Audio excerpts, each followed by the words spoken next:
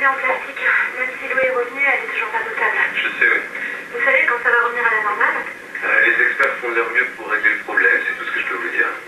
Espérons que Vincent Chaumette ne s'en sortira pas comme ça. Pourquoi Vincent Chaumette? La station de pompage qui a pollué tout le quartier a été construite par Félicie. Ne dites pas que vous l'ignorez. Pour l'instant, l'enquête ne met pas en cause la station de pompage. C'est surprenant, ça. Je vous parie que les responsables de la pollution vont s'en sortir sans problème. Ah, je crois pas, non. La mairie de Marseille et le préfet ont porté plainte contre X pour empoisonnement. Et même si on arrêtait les coupables, on n'aurait droit qu'à un simulacre de procès. Et pourquoi? Mais parce que les politiques sont de mèche avec les industriels, avec la justice. Ah, je vois, oui, le grand complot des puissants, c'est ça, hein. Mais oui, mais ils sont prêts à tout pour s'enrichir. Ils en ont rien à foutre de bousiller la planète ou la santé des gens. Je suis juge et je n'ai d'acquaintance avec personne. Eh ben, mes félicitations, vous êtes l'exception qui confirme la règle. On trouvera les responsables de cette pollution, ils seront punis, faites-moi confiance. Mais je vous crois pas, à Bhopal, les responsables de la catastrophe sont toujours en liberté, alors que leurs victimes, elles continuent de mourir, chaque jour. Je suis assez d'accord avec ce jeune homme. Les véritables responsables des catastrophes écologiques s'en sont toujours très bien tirés. Cette fois, ça ne se passera pas comme ça. Alors pourquoi on ne dit rien sur l'enquête? Parce que les investigations viennent de commencer et que pour l'instant on n'a rien de tangible. Peut-être qu'on ne dit pas tout, hein, ce serait pas la première fois. Comme à Tchernobyl, quand le nuage radioactif s'est arrêté sous les ans, juste à la frontière.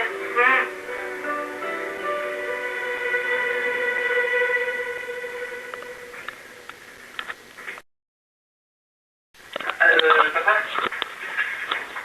est-ce que ça te dérangerait de avancer un peu d'argent de poche pour lui acheter des fleurs? C'est le grand jeu, dis-moi. C'est toi qui m'as dit que les fleurs ça marchait toujours avec les filles. Bon, j'avance l'argent de poche. Allez, ce soir. Bonne journée.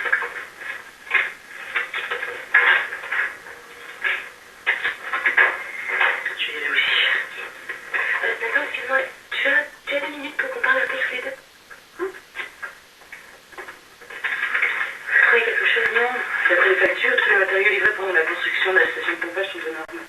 Et toi? Rien non plus. Tous les suivis de travaux ne révèlent aucune anomalie.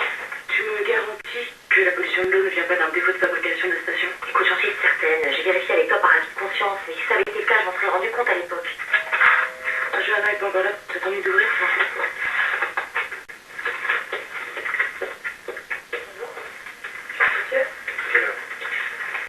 Monsieur Keller est là, t'as un rendez-vous? Monsieur Keller? Non, effectivement, mais je trouve important que vous voyez ces photos. Pourquoi vous me montrez ça? C'est affreux. Ça, c'est des photos de victimes de la pollution chimique, comme ça la prochaine fois, vous pourrez pas dire que vous étiez pas au courant. Attendez, Félicie n'a rien à voir avec la pollution de l'eau. La station de pompage a été faite aux normes. Vous vous rendez compte que vous envoyez des gens à l'hôpital, tout ça pour faire un maximum de profit? Mais c'est complètement faux, justement, on vient de vérifier tous les dossiers. Et tout est parfaitement aux normes, bien sûr, et c'est ce que vous prouverez à la justice, comme ça vous vous en sortirez les mains propres. Ah, qu'est-ce qui se passe ici? Ah, monsieur Chaumette, j'imagine. Regardez, j'ai des photos, ça devrait vous plaire. Bon, très bien. Vous avez fait votre petit numéro, vous êtes content, maintenant vous dégagez d'ici ou j'appelle la police. Trop bien. D'accord.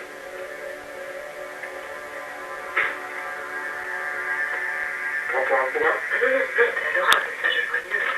Ah, quoi?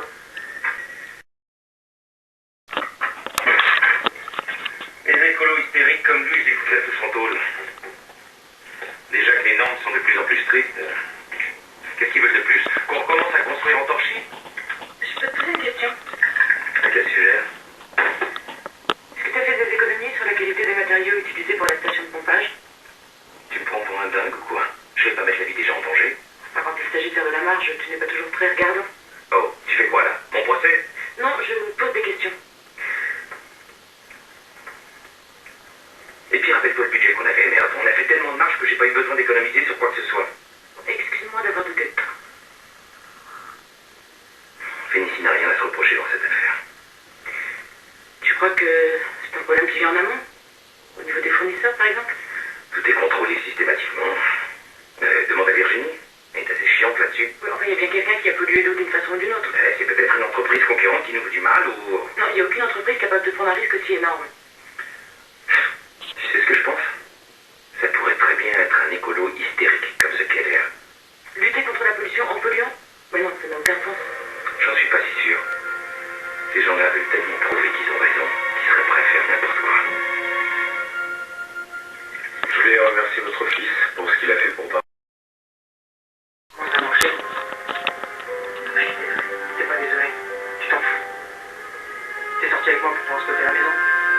ce papier, tu me jettes?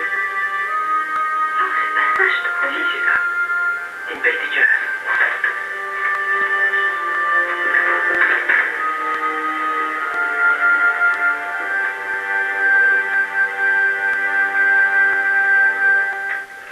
Non, j'ai absolument aucune raison de refuser de passer mademoiselle Evelyn dans votre foyer. Elle peut venir dès ce soir. Bien, je vais faire préparer les documents. Merci, monsieur le juge. Je ne fais pas d'injonction de mise à distance, mais je vous demande de ne pas rendre visite à mademoiselle Evelyn pendant quelque temps. D'accord. Et en fonction de son état, je vous dirai qu'on pourrait bien la voir. Tiens. Restez assis, capitaine, il faut pas. Au revoir, monsieur le juge.